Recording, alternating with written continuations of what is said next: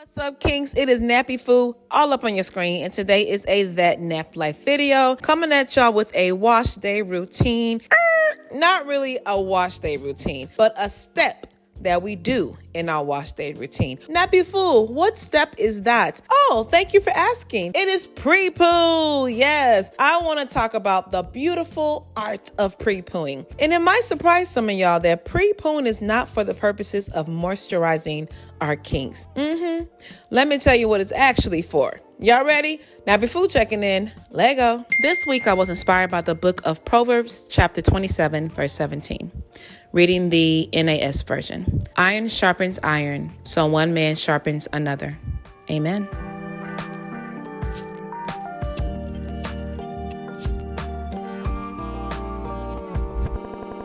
Welcome back, Team Kinks, and thanks for joining me for another wonderful Sunday. If you have never seen this kinkiness on your screen before, that means you're new. I hope you liked today's video and you join Team Kinks.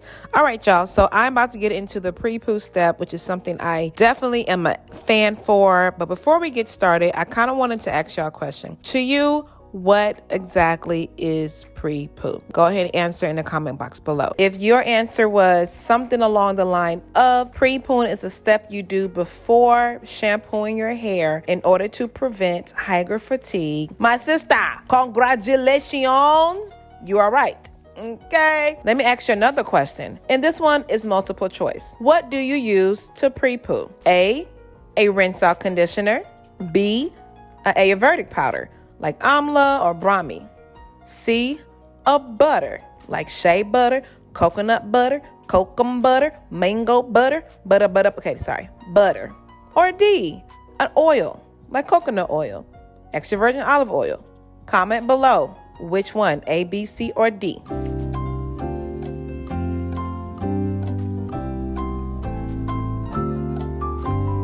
All right, if you answered D, you are correct, my friend. Congratulations.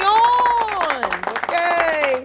Yes, it is D. Oil. You want to use an oil in order to control or even better prevent high growth fatigue. You're probably wondering, okay, all right, it's an oil, but which oil do I use then? Let's get into that real quick. When it comes to the type of oil to use for prepooing, I've seen quite a few used, very different ones, but these are the most common oils I see, all except one because I didn't have it with me. The top 3-4 type of oils I see used for prepooing is olive oil. Y'all know this oil, you can use it for cooking and you can use it for your hair or your skin. And then we have coconut oil, another one that has multi-use, skin, cooking, hair, all of that. Some people also use it for oil rinse in their mouth. Isn't that kind of interesting? I've also seen sweet almond oil used quite a bit for prepooing, as well as avocado oil, which I do not have. Now, I want to get into some other oils that I have seen, but not as often as the first 4 I mentioned. I've seen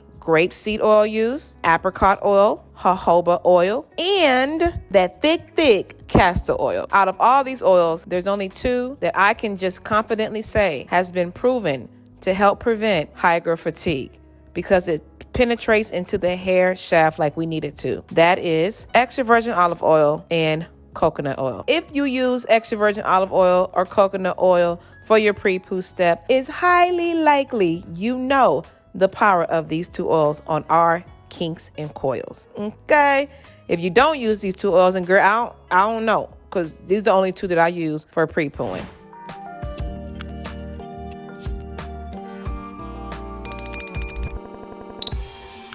Today, I'll be using my beloved coconut oil. I know some people are not fans of coconut oil, but I personally only use it for prepooing, so I have not felt any of the effects that others have experienced. Coconut oil has not failed me, and I don't see any reason to stop using it. Okay. When it comes to how much I use, I still have the tendency to be heavy-handed, but I guess I don't really too much mind it.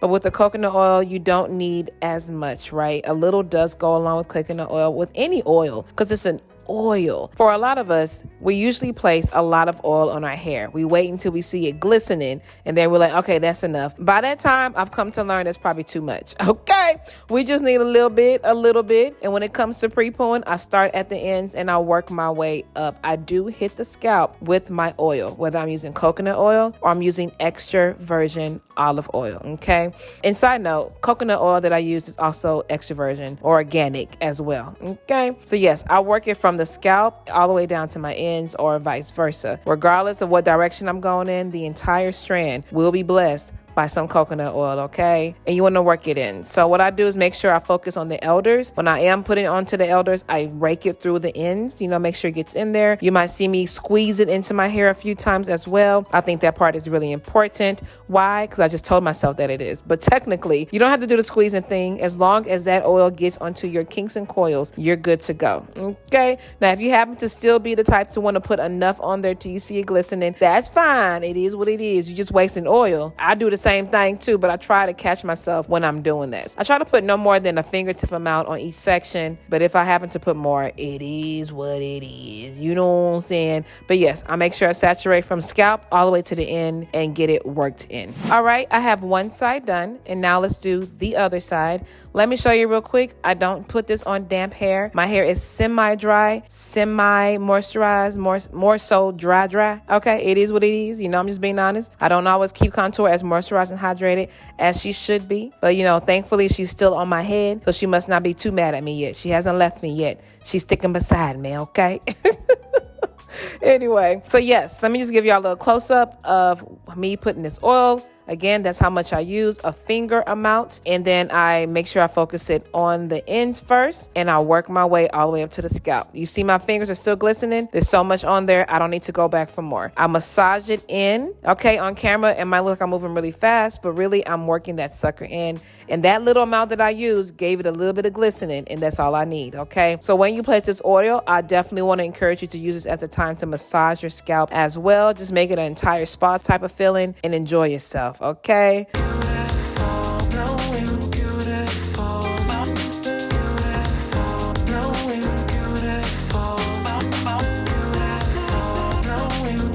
So one more time, I take the finger amount of oil, working into my hands. Look how much is on there, okay? I don't need to go back and get any more, but if you happen to, we have to work on breaking that habit, right? I'm working on it, all right? And I'm working that in from roots all the way to the tip. And you see, I have a little sheen, little gliss, and that's all I need. I'm squeezing it in, and then I'm gonna twist it up, and that's it. And you do this to your entire head. I think y'all got it by now, right? Okay.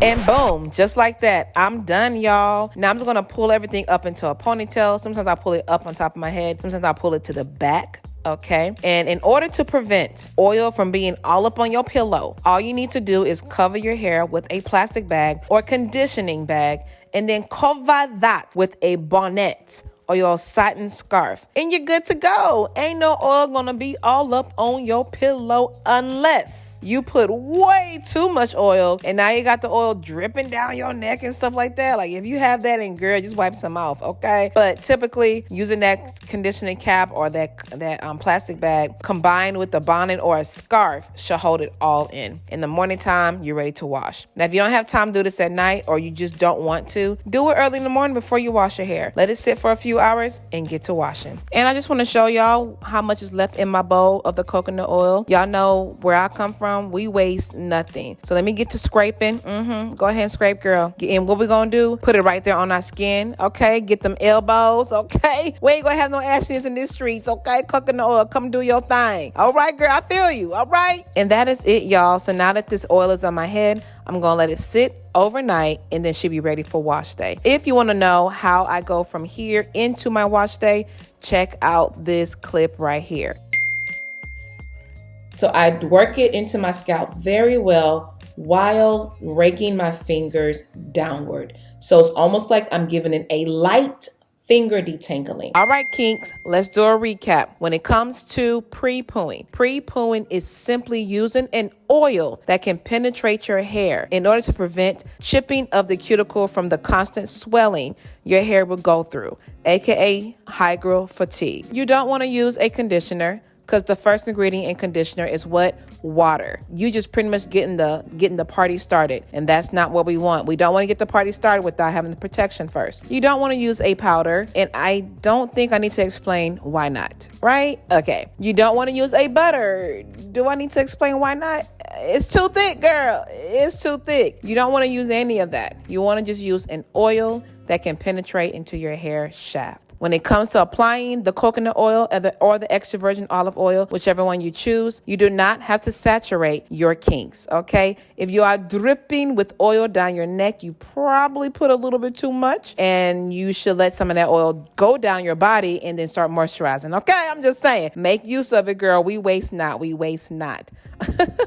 Make sure you are working the coconut oil into your hair from the ends all the way to the scalp. Go ahead and reward yourself by doing a scalp massaging at the same time. Your scalp will thank you later, okay? If you are doing this at night, make sure you protect your pillow. Look out for your pillow, aka your skin, because your face is going to be in that pillow later on, right? Cover your kinks with a plastic bag or a conditioning cap, followed with your bonnet or your satin scarf, and you'll be good to go. Yo, I hope you found that helpful.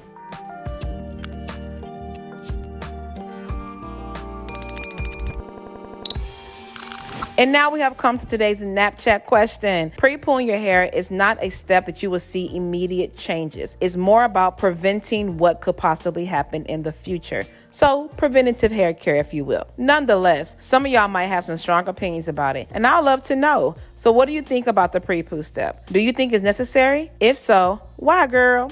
If you think it's unnecessary, let me know why too. Trust me, your response will definitely help another natural out. Thanks in advance.